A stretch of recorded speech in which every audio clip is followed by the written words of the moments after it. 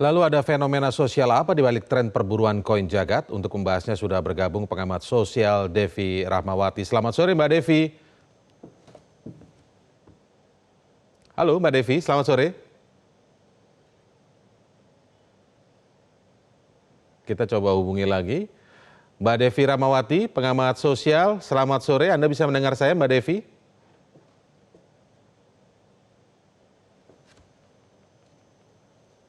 Baik, kami akan coba terus hubungi ya, Devi Rahmawati, pengamat sosial. Kita akan memperbincangkan tentang fenomena berburu koin jagat. Ini satu aplikasi game yang jenisnya adalah treasure hunt. Kita ingat beberapa waktu yang lalu ada aplikasi yang serupa juga game namanya Pokemon Go. Itu juga sempat menghebohkan karena ada resiko-resiko bagi para pemainnya, tidak memperhatikan keamanan dirinya saat bermain demi mencapai satu titik tertentu. Nah, yang kali ini adalah terkait dengan perburuan koin, di mana dalam perburuan koin itu informasinya begitu ya bisa ditukarkan dalam bentuk rupiah. Baik, saya coba menghubungi Mbak Devi lagi. Mbak Devi Rahmawati, pengamat sosial. Selamat sore Mbak Devi. Selamat sore Mas. Oke, baik, kita sudah terhubung ya Mbak Devi. Kalau pembahasan tentang keamanan data pribadi dari aplikasi game online seperti ini kita sudah bahas, tapi kami ingin memotretnya dari sisi sosial. Kita ingat beberapa waktu yang lalu ada Pokemon Go kalau tidak salah. Bahkan itu dikritik karena membahayakan para pemainnya yang cuek dengan keadaan sekelilingnya, tapi fokus pada soal dunia mayanya gitu.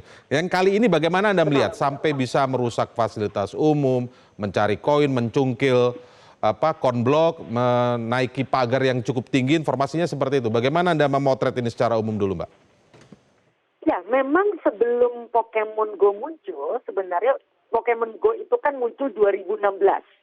Dia sebelum pandemi, bahkan dalam waktu 3 bulan peluncurannya itu sudah di-download lebih dari 550 juta kali dengan penghasilan 470 juta dolar dalam waktu 3 bulan. Ini memang nggak main-main gitu ya. Kenapa? Karena memang Pokemon Go itu punya sejarah di mana dia mampu perhatian generasi yang lebih senior dengan generasi yang lebih muda. Nah, berkat Pokemon Go kemudian ketika dia mengalami penyusutan dalam konteks permainan yang mencari treasure atau harta karun digital tadi di luar ruang, itu kemudian menyusut gitu ya. Kenapa menyusut? Karena satu pandemi, kan dia naiknya itu 2016-2017 gitu kan sebelum pandemi. Nah, tapi kemudian masyarakat digital ini salah satu cirinya adalah mereka sangat mudah terdistraksi dengan hal-hal baru. Karena memang mereka masuk dalam peran yang disebut dengan experience economy. Jadi mereka selalu haus akan pengalaman-pengalaman baru. Nah, ketika kemudian Pokemon sudah mulai cukup lama ditinggalkan, salah satunya terpotong masa pandemi yang cukup panjang. Nah, ketika muncul lagi, ketika dulu orang saja mengeluarkan duit saja mau, apalagi dengan iming-iming kemudian bisa mendapatkan pendapatan juga, kan begitu. Gitu ya, ketika Anda mengeluarkan duit aja Anda rela melakukan apapun gitu ya, apalagi ketika Anda berpotensi mendapatkan keuntungan, kan gitu. Dan yang kedua, memang sekali lagi bukan hanya di Indonesia, catatannya memang luar biasa bagaimana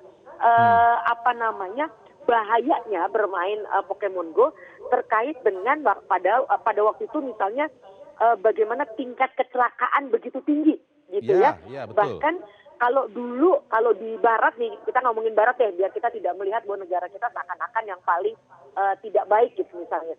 Kalau dulu peringkat-peringkat awal sebelum Pokemon Go ada itu kan yang tertinggi itu kecelakaan lalu lintas karena menyetir sambil mabuk. Ketika Pokemon Go hadir, itu peringkatnya sama-sama tuh. Bahkan banyak yang lebih tinggi gitu ya. Jadi kalau nggak orang sambil ngetik WA, SMS, satu lagi adalah main game. Salah satunya adalah Pokemon Go. Jadi ketika kita melihat sekarang ada dampak yang begitu berbahaya gitu dalam konteks ketertiban umum, ketertiban sosial, dalam konteks nyawa, ini juga sudah terbukti panjang di seluruh dunia. Orang juga terjebak pada situasi yang tidak baik tadi. Mbak Devi, kalau tadi saya ingin kembali mundur di penjelasan Anda yang agak awal tadi, menarik sekali ini ya. Jadi ini bukan hanya karena semata uang atau ada hadiahnya dalam konteks koin jagat ini, Tapi memang masyarakat saat ini, terutama yang suka bermain game online seperti ini itu, juga haus tanda kutip akan experience tadi ya, berburu tadi ya, misalnya apalagi treasure hunt dan lain sebagainya itu. Betul, betul. Dan menariknya ada penelitian dalam konteks kesehatan tubuh. Ternyata satu sisi dia memang mengganggu konsentrasi pemainnya terhadap dunia lain, tapi ini justru mendorong aktivitas fisik yang lebih banyak. Bahkan dihubungkan pada pengurangan obesitas gara-gara bermain Pokemon Go dalam konteks Karena Pokemon Go gerak ya, ya. karena dia yang sudah ada risetnya. Betul, karena benar-benar melakukan aktivitas di luar yang bahkan di Amerika sempat ada jauh sebelum Pokemon Go ada kampanye sitting is killing gitu ya, bagaimana mager itu membunuh gitu kan. Nah dengan ada Pokemon Go ini menjadi disrupsi dalam konteks menyatukan kegandrungan pada ruang digital namun dibarengi dengan aktivitas fisik. Ini kan satu yang sifatnya sebenarnya kontradiktif gitu ya, tapi kemudian bisa disatukan dalam permainan Pokemon Go. Jadi intinya juga tadi bahwa ini melanda ke semua orang yang memainkan ini, tidak hanya yang memainkan ini di Indonesia saja, maksudnya orang-orang Indonesia saja yang memainkan ini lalu kemudian sifatnya ada yang membahayakan dirinya atau kemudian merusak fasilitas umum, tapi ini juga terjadi di negara-negara lain. Artinya kesimpulannya... Itu, kita pakai Pokemon begitu, betul. Oke, artinya kesimpulannya kurang lebih adalah memang aplikasi seperti ini ada bahayanya begitu Mbak? Selain tadi sisi positif yang digambarkan Mbak Devi ya? Betul, betul. Bahayanya ya jelas tadi ketika, kan gini, manusia itu disebut dengan istilah namanya homo ludens. Nggak ada sih nggak suka main game. Kalau hari ini Devi belum main game, artinya Devi belum menemukan permainan game yang cocok dengan dia saja. Artinya setiap manusia berpotensi untuk kecanduan dengan game, tanda kutip, gitu ya. Nah ini yang jadi berbahaya adalah ketika pemainnya ini adalah kelompok rentan seperti anak-anak. Kenapa? Karena mereka punya waktu yang lebih leluasa. Kita orang dewasa, kayak saya mungkin baru selesai agak sore ke malam, tapi kemudian karena saya juga sudah punya tanggung jawab, saya akan berpikir untuk lama-lama menambang itu kan juga nggak mungkin, karena besok paginya udah harus kerja lagi, bertarung dengan kemacetan. Tapi anak-anak, mereka tidak punya tanggung jawab, waktu luangnya lebih banyak. Nah ini yang jauh lebih berbahaya, resikonya akan jauh lebih besar pada mereka. Ya, nah kalau kita lihat dari beberapa stakeholder ya, misalnya dari pejabat gubernur DKJ, kemudian Menteri Komdigi juga menyampaikan ada himbauan bahwa diserukan begitu agar aplikator, pengelola aplikasi ini untuk menyerukan agar bermain dengan hati-hati, bertanggung jawab, jadi tidak merusak fasilitas umum. Menurut Anda himbauan seperti ini cukup efisien tidak kalau itu diserahkan saja kepada pengelola aplikasinya? Pengelola aplikasi kan mendesain gamenya saja nih, begitu Mbak Devi. Ya, betul. Bagaimana kemudian melakukan pengawasannya terhadap mereka yang main? Bagaimana membatasi supaya yang main tidak anak-anak saja? Dan apa jaminannya kalau yang main bukan anak-anak dia tidak membahayakan dirinya dan tidak melupakan tanggung jawabnya seperti yang disinggung Mbak Devi tadi?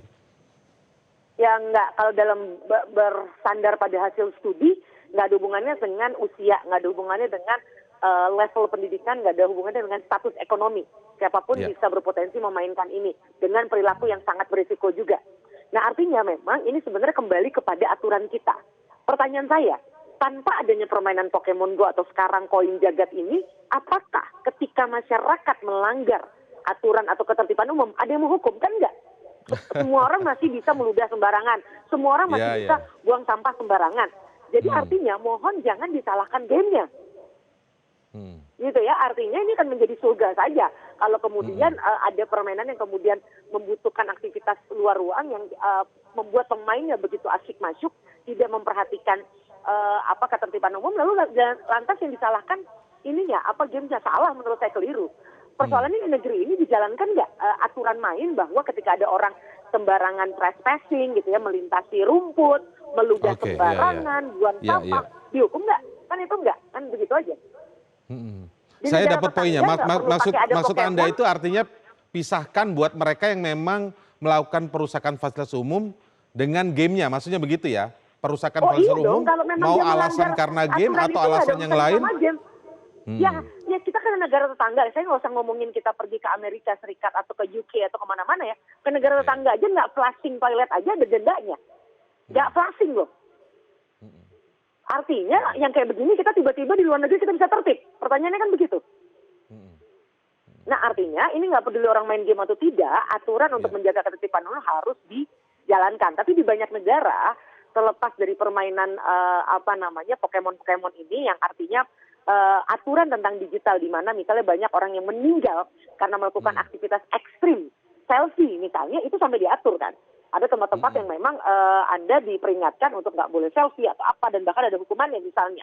Nah, hukum itu kan harusnya beradaptasi dengan fenomena yang ada, kan begitu. Tapi nggak usah ngomongin hukum yang adaptif, hukum yang menurut saya sangat alami, yaitu menjaga ketertiban dan menjaga kebersihan aja. Ini harus dijalankan. Itu saja dulu, kalau itu saja sudah dijalankan, artinya mau ada tambahan gerakan baru gitu ya, berupa pengaruh digital, nggak akan pengaruh sebenarnya. Kita akan tetap tertib. Bahkan kalau kita ikuti juga ada warning ya, kurang lebih begitu. Kalau dinilai melanggar bisa di take down ini aplikasinya begitu. Nah, bagaimana Anda melihat nih? Kalau misalnya banyak nanti ada beberapa perusakan fasilitas umum gara-gara orang main koin jagat ini mencongkel konblok dan lain sebagainya, membahayakan dirinya, naik pagar tinggi, mungkin menerobos daerah-daerah yang dilarang dan lain sebagainya. Karena kan kalau kita lihat juga ya Mbak Devi ya, penempatan koin-koin ini kan juga pasti dilakukan oleh pihak aplikator atau pengelola aplikasi game. Ya, nah kalau kayak gitu nggak bisa Mas, kita nggak bisa gini loh, ini kan terkait dengan rezim politik. Ada negara yang kenapa dia bisa betul-betul mengontrol kehidupan digital karena rezim politiknya adalah menyerahkan segala sesuatu pada negara. Kalau kita kan enggak. Jadi nggak bisa Anda kemudian memilih-milih. Kalau yang ini saya tutup, yang ini saya blokir, kalau yang ini nggak bisa gitu. Oke. Lihat negara-negara yang punya kebijakan itu sampai mereka kemudian bisa punya gamesnya sendiri, dia punya media sosialnya sendiri karena dia mengontrol semuanya. Dan itu nggak bisa yang ini kita mau kontrol, yang ini nggak bisa gitu. Ya, tapi mungkin Anda setuju tidak kalau misalnya ada bagian dari tanggung jawab dari pengelola aplikasi ini melakukan penempatan koin-koinnya dalam konteks koin jagat ini ya Mbak ya? Kita spesifik ke koin jagat dulu.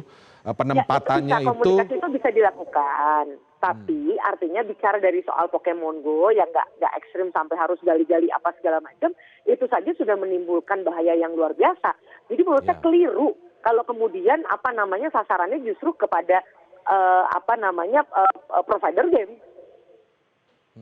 Kita punya nggak ketegasan dan keseriusan untuk menjalankan ketertiban sosial yang kemudian ketika ada pengaruh-pengaruh ini sebenarnya nggak ada hal yang baru karena kita sudah dari awal ini kan terkait K3 sebenarnya kan, keselamatan, kenyamanan, kan keamanan kan begitu. Kalau K3 kita juga bahkan di kantor-kantor yang ini saja masyarakat kita nggak paham, nggak usah ngomongin soal adanya pengaruh digital menurut saya. Oke. Kita lihat berarti aja juga orang bangun rumah aja masih banyak yang nggak pakai helm. Sekarang giliran kayak begini Anda menyalahkan game, kan nggak bisa dong.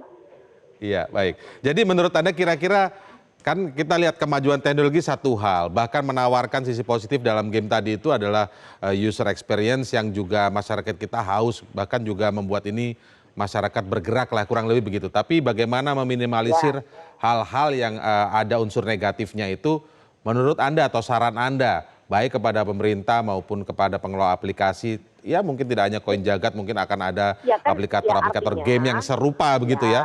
Apa saran Anda yang untuk ini agar mereka bertemu dan apa yang didiskusikan? Ya satu, orang membuat game ini kan bukan hanya untuk Indonesia. Dia nggak mungkin tiba-tiba mengatur aplikasinya kalau Anda hanya sibuk bicara dengan platformnya. Kan nggak bisa, pokoknya kalau yang ini dari wilayah Indonesia maka gamenya nggak bisa ini. Saya nggak tahu, walaupun secara teknis mungkin harusnya bisa ya. Tapi kan dia buat permainan ini untuk seluruh dunia kan harusnya. Betul. Namanya juga digital udah tanpa batas kan, itu satu. Betul, ya borderless. Lalu ya. Yang kedua, betul. Nah artinya yang kedua adalah bagaimana memang secara umum kita harus serius membidik siapa sih orang yang mau kita atur. Paling utama pasti kan anak-anak. Nah anak-anak gak bisa kalau kemudian negara diberikan beban ketika rumah itu memberikan akses yang luar biasa kepada anak untuk menggunakan ini digital, akses digital ini. Ya. Nggak ada kontrol. Kan bukan negara yang kemudian memberikan handphone pada tiap anak misalnya. Saya percaya kalau orang-orang yang jauh lebih dewasa, dia berpotensi sedikit bisa lebih berhati-hati. Walaupun angkanya juga nggak ada urusannya sama usia sebenarnya gitu ya. Tapi artinya yang justru makin berbahaya adalah ketika itu terjadi pada anak-anak sebenarnya. Kan begitu. Nah, artinya kalau sudah demikian aturannya bukan cuma gara-gara ada Pokemon atau nanti namanya apapun itu aplikasinya. Tapi bagaimana kita melakukan yang disebut dengan diet digital. Memilih gizi yang paling bagus untuk mental, moral, anak-anak di ruang digital. Itu yang perlu kita perhatikan dari awal dengan berbagai mekanisme yang tentunya menjadi kesepakatan bersama rumah, sekolah, dan juga negara, kan begitu. Oke. Baik, Mbak Devi Ramawati, terima kasih atas pandangannya pada sore hari ini di Metro hari ini. Terima kasih Mbak Devi Ramawati, pengamat sosial. Jelajahi cara baru mendapatkan informasi. Download Metro TV Extend sekarang.